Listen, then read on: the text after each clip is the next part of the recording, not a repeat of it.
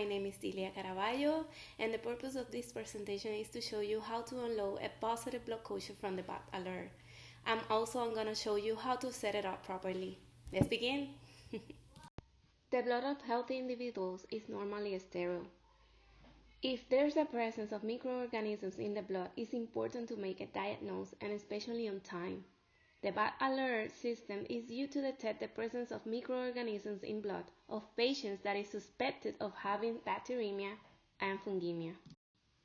The following objectives for this presentation are: laboratory personnel should be able to unload a positive blood culture. Laboratory personnel should do workup with 100% accuracy. It's really important to understand that when it comes to work with any specimen in the lab, we have to use the appropriate PPE. In this case, since we are going to work with positive blood cultures, we have to wear a gown and gloves and process them under a biological safety cabinet. If we don't have a biological safety cabinet available, we have to use a shield. A positive blood culture will activate the Bact alert, and this will make a noise until the bottle is out of it.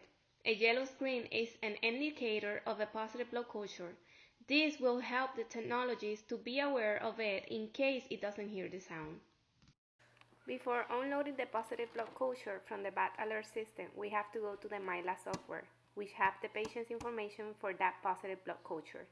This software is in every computer in the laboratory. The information will contain the hour and the date when the bottle turned positive. Selecting the icon with the plus sign, we proceed to unload the positive blood culture, opening the cabinet and selecting the cell with the green light. Now we are ready to set up the positive blood culture. By lab policy, positive blood cultures need to be cell cultured in TSA, chocolate, and McConkey agar plates. We are going to use the slide already QC to do the ground staining. It's important to clean the area of the bottle very well before inserting the sterile needle. This unit serves as a port for salt culturing. Always working behind the safety shield, we are going to set up the positive blood culture, placing 1 drop of fluid on each agar plate and the slide. While doing this, we have to have in consideration that everything must be labeled with patient identification. After placing the drop on the slide, we are going to let it air dry before doing the ground staining.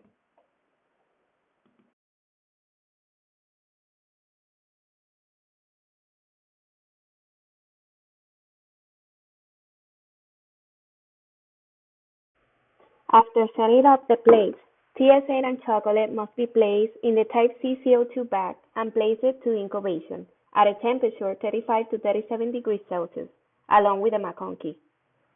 McConkey doesn't go in the CO2 bag. These plates must be read after 18 to 24 hours of incubation. Final reading will be after 72 hours.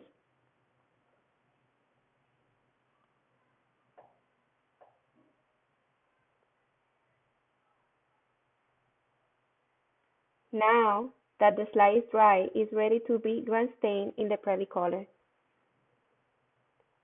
Slides must be balanced.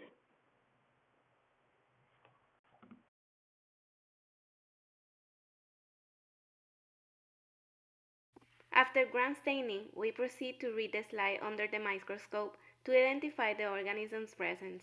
If yeast is seen in the ground stain, we need to add a step test agar to incubation. After the reading, we have to record if ground stain QC is valid in the concurrent ground stain QC log. After reading under microscope, don't forget to record QC from the ground staining. This helps the head of the micro department to maintain records. When reading the ground stain, give as much detail as possible for further justification of the positive status. You can always refer to individual laboratory procedures for organisms identification and susceptibility tests.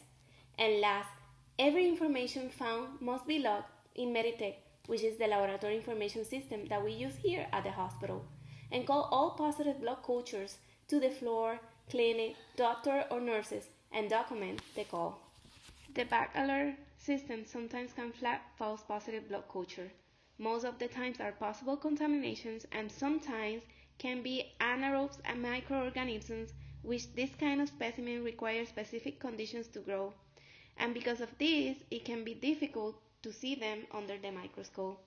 Even if it is contamination, we have to soak culture and ground staining and follow the normal procedure for a positive blood culture, but this time final reading will be after 5 days.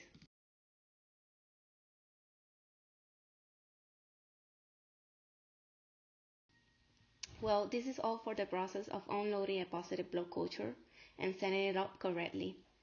I hope this educational video fulfilled my objectives, and I'll see you hopefully in the future. Thanks to my colleagues Taylor and Sylvia for being my partners in crime and help me in the recording process. I'll see you soon. Thank you.